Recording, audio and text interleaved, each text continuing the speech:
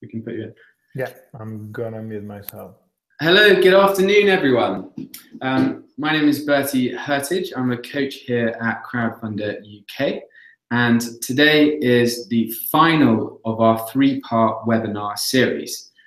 So today, specifically, we're going to be looking at running your project, and we are very fortunate to actually have a project owner with us who recently ran a successful campaign. So welcome, Adria. Adria is from Crumbs Brewery. So thank you very much for joining us, Adria. Great to have you. Thanks for having me. So to kick off, really, Adria, it would be fantastic to hear a bit about your project and what Crumbs is all about, really. So yeah, with Crumbs Brewing, we craft beer producer based in Surrey, in Reigate. And our unique selling point, I would say, is that we make beer out of bread, hence the name Crumbs. Both the co-founder Morgan and I are great beer enthusiasts, and we found out that bread is the worst offender in terms of food waste. Nearly 44% of the bread that's baked in the UK will go to waste at one point in the chain. So why don't we make something good out of all this waste? And that was our idea, to make beer out of it. We launched our first beer in June this year, in 2017, and things went so well that we decided to scale it up through crowdfunding. So we launched the campaign on the 22nd of September with an objective of £15,000. And I'm very happy to say that we exceeded that objective on the last day. But yes, we raised £15,720 on the 20th of October. Brilliant. Thanks very much for the intro, Adria. We will be hearing a bit more about his story as we go through the webinar. So, as you know, this webinar series that we're doing this autumn is split across 3 different key stages to running a successful crowdfunding project. In our first webinar, we talked about planning your project. So really that's identifying your proposed audience before going live and understanding a bit about what you're going to do to ensure that you're motivating them to pledge on the project. In our second webinar, we talked about creating your project, so adding it to the Crowdfunder website and crafting your story on there. And today, specifically, we're going to be talking about running your project, which will give you a really good idea as to what you need to do when you're live to ensure the success of your project and you've got enough detail ticking over to get some pledges on the page. So, as you know, we've got 3 different great resources to back up each of these sections. So if you haven't already, do download the guides from the Eventbrite page that you signed up to the webinar series on, or they're available at crowdfunder.co.uk/guides. And they're certainly the best place to start, and there are lots of valuable tips in there. You also will have a range of emails sent out to you from Crowdfunder at each relevant stage of your campaign to give you a few ideas around what you can do to build on your success. So we're going to talk about warming up your audience. So that little bit before going live, you know exactly what you're doing. How can you start introducing your project to people and to ensure that once you're live, you can start with a bang. And to that extent, it's very important, because the more familiar people are with what you propose to do, then the more ready they will be ready to make a pledge when the time comes. And you can do that by either calling through your network where possible to tell them about the live date, what you're trying to do and how they can help. You could do a countdown on Facebook across 7 days, so you can really grab their attention, drive lots of great material towards them, and make sure that that date is very kind of high on their agenda. Or in itself, you can do an event on Facebook, so an online event. So everyone's got that particular date that you're going live in their diary, and that will pop up on that day and remind them to make a pledge. So, Adria, it would be great to hear about what actually happened on your launch day. Can you tell us a bit about it? So yeah, we organized a party, actually. That was the gist of it. We had been warming up the crowd, as you were saying, for weeks before the party, and we were going to events and reminding them, you know, we had leaflets as well, quite a lot of leaflets. Nowadays, you know, everybody thinks, when they think about marketing, they think about online marketing, and of course that's a massive element of marketing, but definitely the all good old-fashioned leaflets worked quite well as well. So yeah, on launch day we had been warming up the crowd, and we invited them to come and launch with us, and bribery works, actually. So basically the idea was that if you come to the party, we'll give you a first free beer, and if you pledge on the night, you'll get another free beer. And you know, you got a bit free beer, really. People did pledge, people did respond very well. We had about 100 people on the party. Really good, you know, to showcase the video. We showcased the video. We did a very cheesy countdown of it, as if it was Christmas almost on the day, from 10 down to 0. We clicked on the go live, and the system worked. We were a bit scared that you know, maybe it didn't, but it did.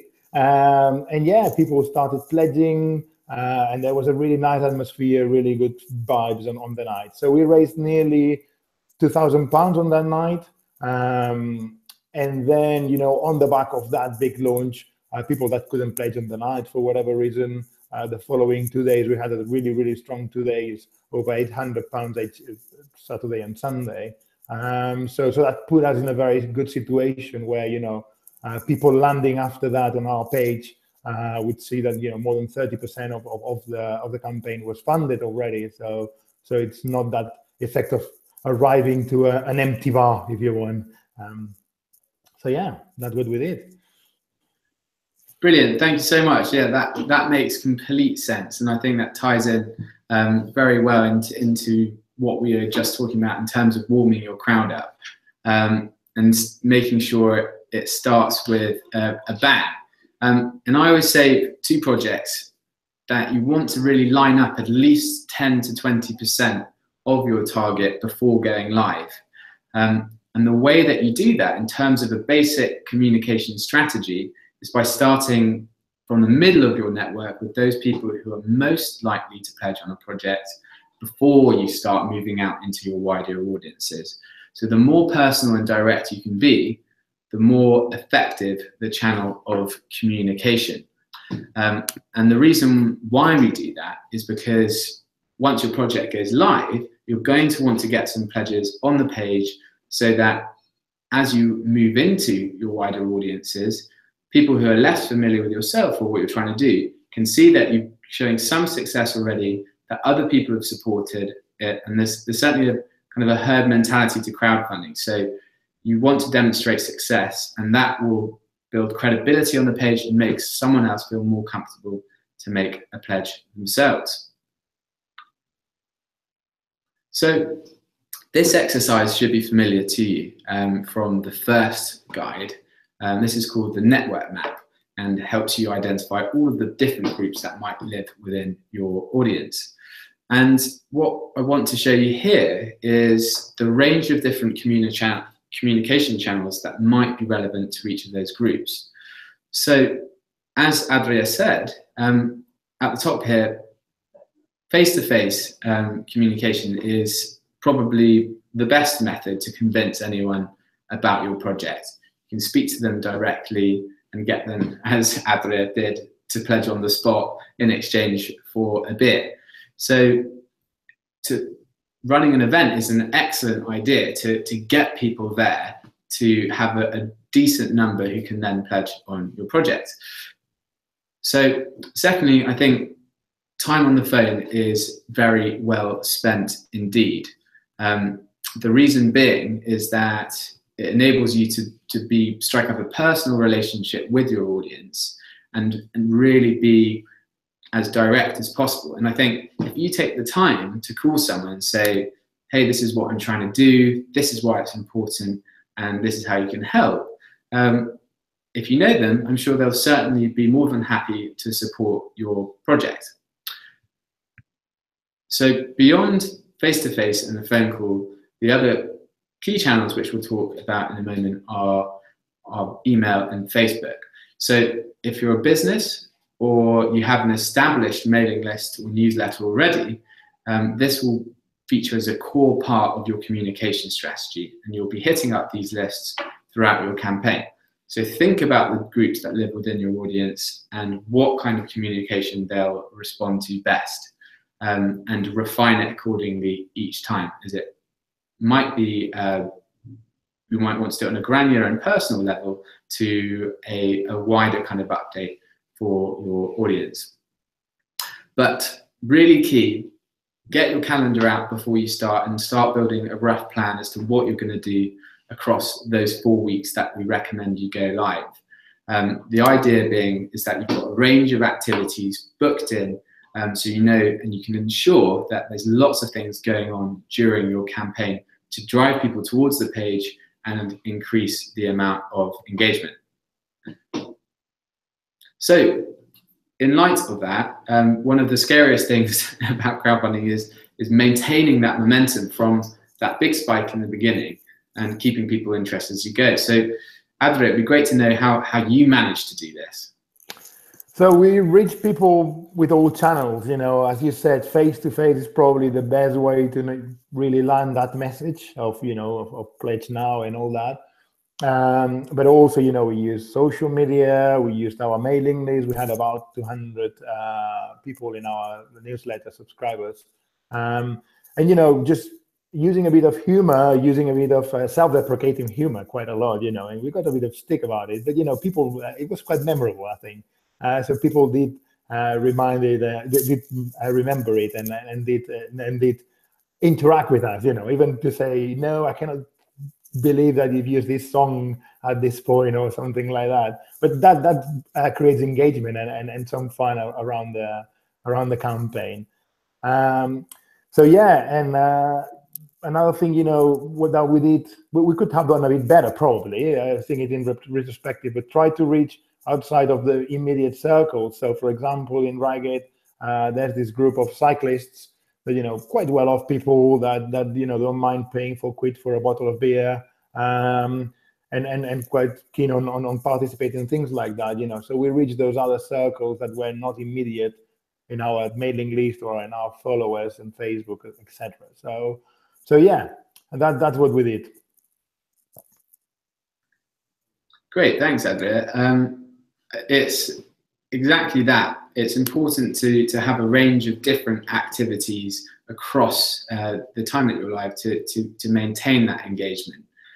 We've got some examples here of what Adria actually did to ensure that was happening. So as you can see here, you've got a range of different posts on Facebook, so in different mediums. So they've shared in the top left-hand corner their crowdfunding video, which was an excellent video. It received a lot of engagement. You can see there it got 61 different reactions and 41 shares. So that's a great portal of communication. So as a project owner, you can interact with all of those posts and talk to the people who are talking about the project themselves. You very bravely chose to do some Facebook Live work. So at a particular point in your campaign, getting your phone out and doing a personal video to share with your audience. That generally promotes a bit of interest and people are keen to watch it. And as you see, that's 551 views, which is a lot. And by picking out different sections of your campaign, you can refine your messaging accordingly and your tone. And you can see a bit of that humor coming across in Bon Jovi's Halfway There post. I won't try and sing it, but when they reached the 50% mark. But they had a raffle, so introduced a raffle during the campaign to say, if everyone pledges on this reward today, you'll be entered into a raffle and then stand a chance of running X, Y, Z, which is an excellent idea. And as you see there, they managed to get their branding in other stores. So running events throughout the campaign, getting passers-by, getting some of that face-to-face contact. That's so important. And I don't know if Adria recognizes this, but this is their actual, taken from their own dashboard of the activity that happened across their campaign. So you can see from the dashboard on your crowdfunding page a number of different statistics. And this is actually it's a very healthy demonstration of a good project, and it's quite typical. So you've got a peak at the beginning, a peak at the end, and a bit of a trough in the middle. So the real challenge is to negate that tradition that we expect of activity dropping off in the middle by having lots of different engagements booked in and activities to ensure that you're still getting people driven towards the page and that your messaging is still relevant, interesting, and motivating people to make a pledge. So to that effect, what kind of challenges did you experience on your journey? Well, I would say, it's an emotional roller coaster, crowdfunding, and I'm not going to negate that, and as you have seen in the previous slide, the Sunday before the end of the campaign, we had 0 pledges. So that was quite unnerving. But then as you could see as well, it picked up at the end very significantly. So that means that we had been doing our homework, that we had been homing our message, and don't despair if you have a day with 0 pledges. I mean, it's perfectly normal, and it doesn't mean that you won't get there, as we have proof you can get there after that.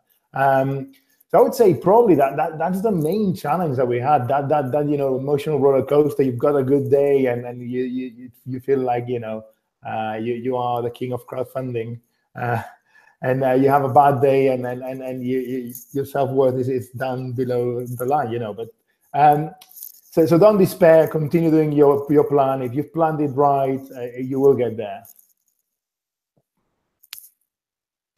Great, thank you, Adria. And yes.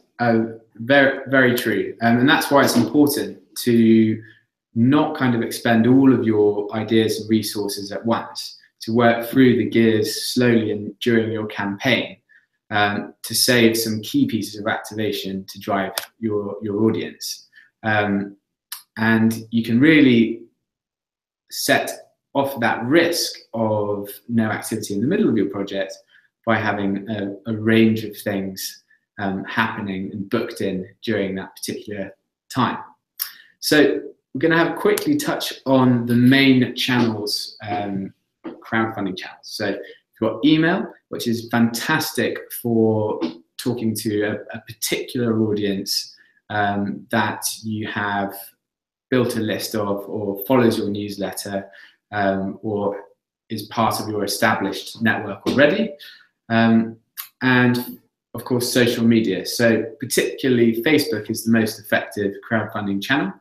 LinkedIn is very good for a business audience, which can also be effective. And Twitter is really a good thing to keep about a bit of a buzz around the topic of your crowdfund, and certainly by tagging other Twitter users or key influencers or individuals, that's quite an interesting way to get them to repost some of your material. So, in particular, what makes a great post on Facebook? So, the first rule of crowdfunding is that you don't always have to talk about the fact that you're crowdfunding. You've all got fantastic ideas with great brands or organizations or charities, whatever it is that you're trying to do. It's got to be interesting. So think about all of those different points and communicate them to your audience accordingly. And by doing that on Facebook, make sure you've got a range of bold and beautiful images to engage people's interest further. Use a different number of mediums, which can include video, like sharing your own crowdfunding video, or as Crumbs bravely did, a Facebook Live. But in any of those posts, don't forget the call to action. So what do you want someone to do? Make a pledge. Here's the link. And including that link is very important. It's very frustrating if you do a post, there's fantastic reaction, but there's no link attached to it, so no one knows where to go. And of course, mix it all up to that effect. So here are a few things that you can do on Facebook. I would absolutely advise setting up a particular Facebook page for your crowdfund, an organization page that is, rather than a personal or just a closed group.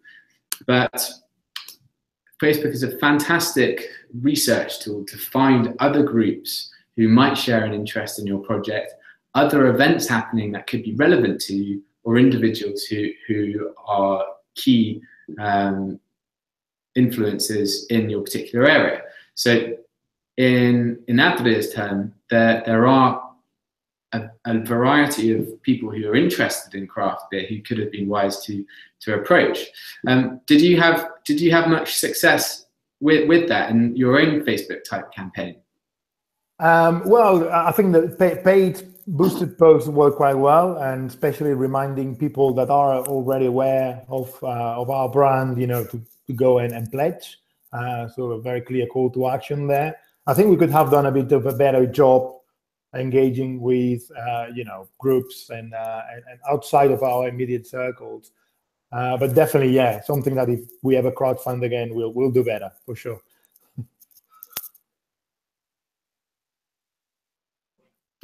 So one of the other fantastic things you can use your page for is to boost a post. So this is only available to those with an account which is for their business or organization. You can't do it on a personal profile, but it allows you to target a specific type of audience that you would like to get your project in front of. So boosting is very cheap. You can spend as little as £1 a day to £7 a week to promote your posts, and you can refine the audience accordingly. So in Adria's case, you might choose refine by interest, those interested in beer. Maybe you're looking at male population between 18 and 40. But essentially, it enables you to reach out to wider audiences of those who might not be familiar with your project, which can be very valuable. And from those posts, you can review their success and see what worked, what didn't. And for those posts that were successful, you've got to replicate and refine accordingly. And if they're not working, no interaction, then change your plan. But if you're boosting a post, you can see who's engaged with it, so commented or liked the post from outside your network. And if you can scroll through them and see who exactly likes your Facebook page already, and if they don't, you can invite them to like your page, and therefore they become part of your wider network moving forward, which is the aim of the game in terms of running a crowdfunding campaign, because it's a marketing process to elevate your brand and introduce it to a wider number of people. So certainly effective for you moving forward. Adria, it would be really, really helpful. We discussed earlier that you're putting together a blog about your crowdfunding experience, where you detailed 5 things that you could have done better and 5 things that would have worked. And I think that would be really valuable to share with our audience. So could you tell us a bit about it? Absolutely, yes. So it's not written yet, but hopefully it will be ready soon. But yeah, starting with the things that we could have done better, number one by a mile is engage with the guys at crowdfunder.co.uk very soon on your project. Your success is their success. So they want you to succeed, basically. And you, Bertie, personally, you've been awesome during the campaign, suggesting things, but you only knew about our campaign on the day that we launched. So I think it would have been much easier to engage you much earlier, and those ideas, having them in the pipeline of things that we would be doing during the campaign, rather than, being a bit more reactive. A bit linked to that, plan things for your campaign very carefully in advance. for me, by far, are the things that engage better the people. You have that face-to-face time to engage with people and to present your case. It's amazing how, you know, people that have only seen it on Facebook or have only come into contact by, you know, Reigate.uk, which is a news outlet, you know, they do read it, but they don't really get it. The wait for them to, or they do watch the video and they don't really understand what was being told. So even though the video was quite good, actually. So you need those, repeating that message 2 or 3 times at least, and face-to-face is by far the most effective one. And again, linked to number 2, engaging with external audiences as well. Again, face-to-face. You need to think about who is a similar audience to you, but you haven't reached them yet, to your audience, but you haven't reached them yet. And for example, in Reigate, there's a cycling club that I was mentioning before, more than 2,000 followers on each one of their, they're very good at social media, you know. So engaging with them, inviting them maybe to an event in the shop and talk about it. We did do an event, we promoted quite late, only 7 people turned up. And actually, it was a good return on investment. 2 of them pledged more than 100 quid each. So, you know, good return on investment. But, you know, if we would have done it better, probably we could have had another 20 pledges easily. One thing that we didn't do, and I think works quite well in other crowdfunding campaigns, is releasing new rewards midway of the campaign. So in our case, for example, we could have released, I don't know, table mats or you know, or bottle openers. I don't know. There could be a million kind of gadgetry and merchandise that we could have released. And what that would have allowed us is that people that maybe have pledged already and have pledged big, give us another 10 quid or another 20 quid, you know, for the campaign, because they want that memorabilia that's only accessible through Crowdfunder. So you know, that could have worked quite well. And then one of the things that I still don't understand very well is how to better engage in Instagram and Twitter in particular. So Instagram, we grew our audience to 1,000 followers in Instagram during the campaign, thanks to the help of a couple of guys that are really good at that. But I reckon we had exactly 0 pledges from there. So I don't know, that's still something for me to think about, how to engage with that audience a bit better, because it was a relevant audience, people that like beer.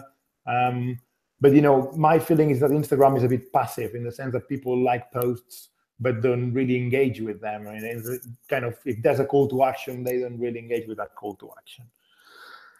But anyway, those are the 5 things that we could have done better. In terms of things that worked, number 1, again, launch party. That really set out for success, as you've seen in that curve that Bertie showed before. That momentum that we had initially, it was really good. And bribery works, you know, give them a bit of some perk, some motivation to pledge there and then, and obviously beer worked very well in that context. Another thing that really worked was our content. We were really lucky to get a person that did a great video with the use of drones and all that, and it was really cheap, amazingly cheap. I'm almost feeling guilty about that. But we had with good copy, with using humor, good images. I think we did good updates mid-campaign. And social media, we use it quite well as well in terms of earned social media. So we were doing posts and we're getting good engagement every time. Then we did engage very well with immediate audiences, friends, family, and hardcore fans of the beer. Those responded very well. It was quite a local campaign, and the local community also responded very, very well. So think about that, you know, who's your local community, if it's a local project, and how you can engage with those people. One thing that was quite tricky that we did was our structure of rewards, right? So in my opinion, people have in their minds, you know, okay, 20 quid, because if you've got the 20 pounds note, you know, and people come into our crowdfunding campaign thinking, okay, I'll spend 20 quid on that, come on. I'll give them 20 quid. There was no reward for 20 quid. There was a reward for 30 quid. And I think we got a lot of people, you know, going, okay, then I'll give them 30 quid, come on. And the same thing with 50 quid, another kind of price that you would go for. Okay, I'll give them 50 quid, but there was no reward for 50 quid. There was one for 60 quid. So think about your pricing as well carefully, and be a bit cheeky, and try to upgrade people to the higher reward if you want.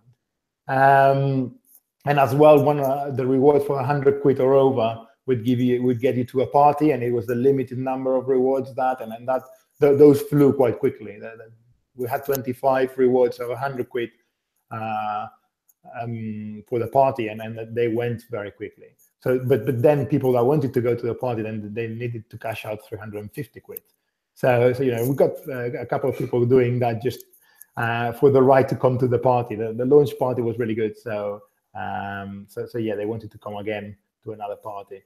And then paid social, Facebook, as Bertie has mentioned, that worked really well for us. Not only to reach new audiences, but also to remind audiences that have already engaged with us.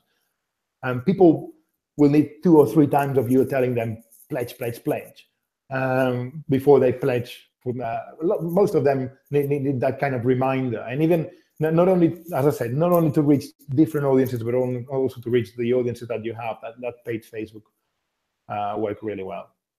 So that's pretty much it.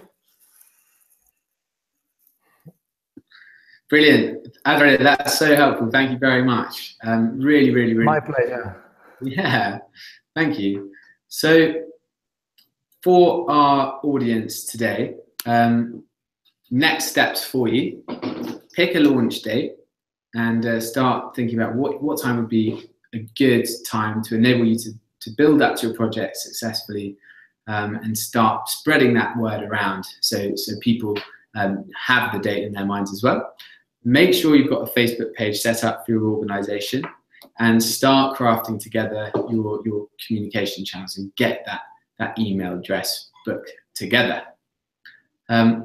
But once you've done all of those things and you've watched the other webinars and engaged with the resources we've got, then you'll be in a really, really good position to go live.